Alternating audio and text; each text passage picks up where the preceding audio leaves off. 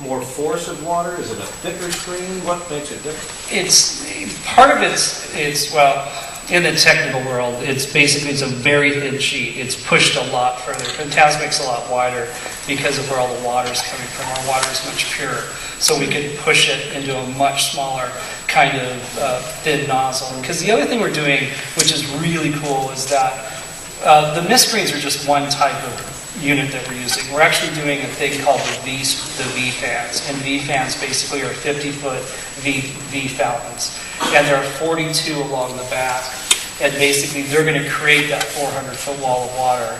If you were looking closely at the video, you'll see 3 of them, and that's what we're projecting cars on. And when you add up 42, you're like, wow. It's really crazy. And that was tricky because it took a long time to figure out just the right nozzle for that. And what's fun about those is that they move. So they can span and fly and do all sorts of things. So you're just not locked to this kind of half dome all the time. So we can literally have 3 nozzles. We can have 18. We can fly, two fountains over to 2 fans. And that's what's going to be fun, is we're going to project on literally nothing at times. We're just going to project through kind of mist and just have things happen. And that's what I love about a lot of our French team. Fabrice Gabor, who's working with us, does a lot of the Olympics. And he's wacky. If you know the French, love them because they really think out of the box. And it's been really fun to just see how they go about things. They did that whole clip of The Lion King, if you saw it. And the first time I saw it, I was like, wow. I mean, really well. First they just sent the little wildebeest, and I'm like, oh, that's cute, And then they started to put it all together. And we were just in France last month actually working with them on kind of the next round of media. Now they're spending all month doing the final versions of that media, and then we'll start testing it a month after that. So you can see there's a lot of textures there too that I think we've explored. The paper animation, the CGI backgrounds, they're very different from what Stephen mentioned in the presentation. It's not a movie. You're not watching Lion King as you know it. You hear it and you understand it, and the storytelling is still the same, and you still see all the characters as you know them, but it's a different feel for the whole show. What's the running duration of the show? How long will it last? 25 minutes. 25 minutes. As long as it needs to, or as short as it needs to. As long as it needs to. It may be 19. It's one of those.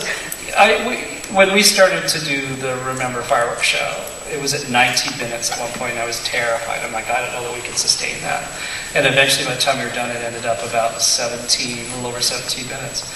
And I was really proud that we could sustain that. That's the longest, biggest show we've ever done, and this one has more toys than that. So we'll see. I think it's going to be this great journey to kind of go down and have everyone kind of play along. I mean, that's one reason why we kept the walls down on construction, because I wanted everybody to watch. It was kind of a fun thing. It was just kind of like, everyone's so intrigued now, what's that? And what does that do? And what does this little widget wadget do? And there's just more and more of that being added, and eventually in about a month, all that will just disappear. It's all going to go into the water, and then we'll start bringing it up and programming it. So, speaking of that, with all the logistics involved with that, maintenance-wise, the upkeep and the maintenance of it and everything, is it brilliant system again? What's wonderful about the fountain is that it lives under the water, and then it can go to show height where it's just the nozzles, or it can go to maintenance height. And actually comes above the water. The whole thing comes out of the water. Because you can imagine we have an enormous amount of fountains out there in gear, and one of the things we really had to solve very early was how we're going to maintain the show without divers constantly in the water, like they do at Bellagio actually. So it is designed to come above the water, so at nighttime it will actually be above the water, and you can actually walk around normal, your normal everyday gear, and we can be working on all the fountains during the night. Make sure it runs every day. Stephen Hayden, Mouse Planet. Are there going to be any weather limitations to putting on the show, like winds or precipitation or anything like that? It's designed, it can run in anything. Obviously, water in the air with wind does have a spray. So the one thing that's really unique about the show is that we control every fountain individually. So, for instance, if it is coming, if we have a good breeze, we can cut off the first 4 rows. So we can test how far we're going to be hitting the audience, and we back it up. So we do have a lot of flexibility there. We've actually tested a number of the fountains in very high winds, actually in Japan, where we get consistent winds, and they've held up really well. So we'll be doing a lot of different testing of that. We have added wind gauges all the way around the lagoon so that we can tell where the wind's coming from, where it's prevalent from. So we will be adjusting the show every night to accommodate that, make sure we don't get anyone soaked. So you can actually calibrate the throw. Absolutely. We can lower the whole show down. So we can take the whole show and say, okay, take it 80%. So the whole thing would come in tighter if we have to. All of our fireworks shows are done that way, and you guys don't even know it. Yeah. Yeah, We do now. We have lockout features in the fireworks shows, and we're going to do the same thing with the fountain. That it basically says, oh, the wind's up to here, and we can actually govern all that. And we're going to do the same with the fountains, which I love, because we can literally write a whole show going, oh, the winds are up to here, let's bring the fountains down 20%, and it'll contain itself and do that. So.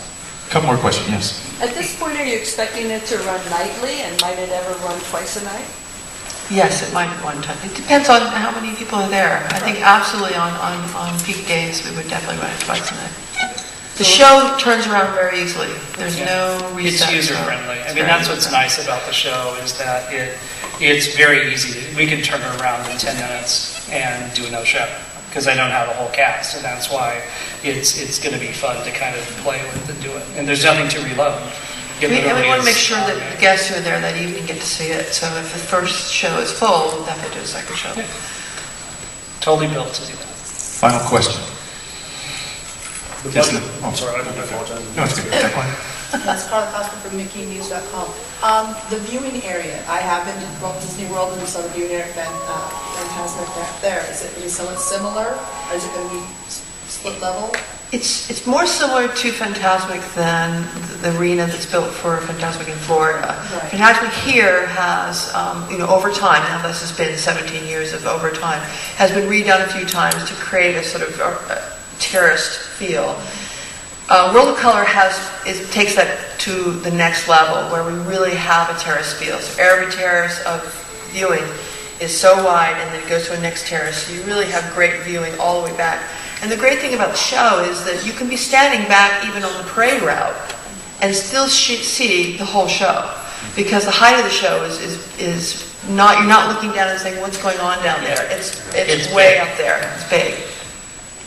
And on the bridge and everything. Just the budget for the show, they've really said it as far as this is the most expensive show that Disney's ever done as far as scope and size, as far as an attraction goes. Well, we don't discuss budgets, but the company's really stood behind us to make the show what we think it should be, and we're very excited. Enough to make the magic run. For at least 25 minutes. Well, great, Stephen and Sayre, thank you so much for coming. Thanks for coming. Thanks for coming.